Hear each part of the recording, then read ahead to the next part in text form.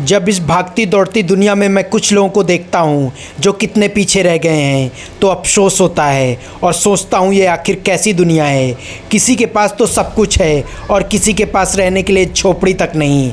अक्सर जब मैं अपने ऑफिस से घर आता हूँ तो मेट्रो से मेरे घर की दूरी बहुत ही कम है। मैं आराम से पैदल चल के घर चला जा सकता हूँ, पर जैसे ही वहाँ खड़े रिक्शा चलाने वाले इंसानों को देखता हूँ तो सोचता हूँ आखिर ये कितना कमा लेते होंगे।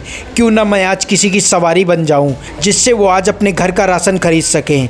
और मैं जाकर उनके रिक्शे में बैठ जाता हूं और पूछता हूं भैया कितने रुपए लोगे, तो रिक्शा वाले बड़े प्यार से बोलते हैं 40 रुपए।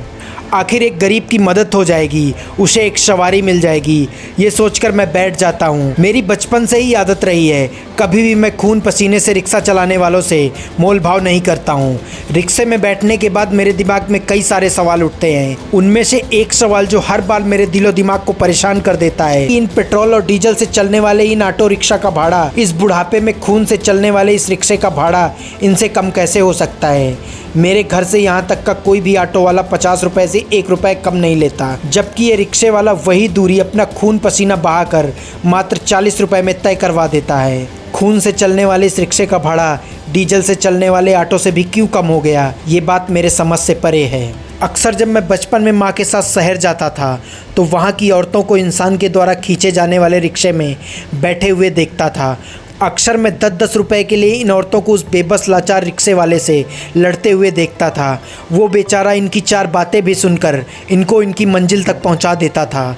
जब रास्ते में कहीं चढ़ाई आ जाती तो उतर के रिक्शा खींचता। कई बार तो ये दृश्य देखकर मुझसे रहा नहीं गया तो मैं कुछ ना कुछ बोल देता, तो अक्सर मुझे एक ही जवाब सुनने को मिलता, पैसा नहीं लेगा क्या ये।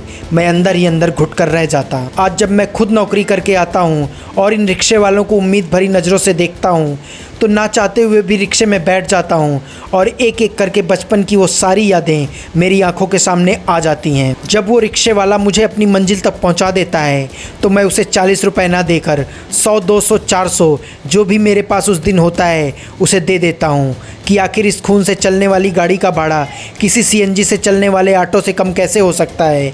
शायद आज वो इन पैसों से अपने घर के लिए कुछ खुशियाँ खरीद ले।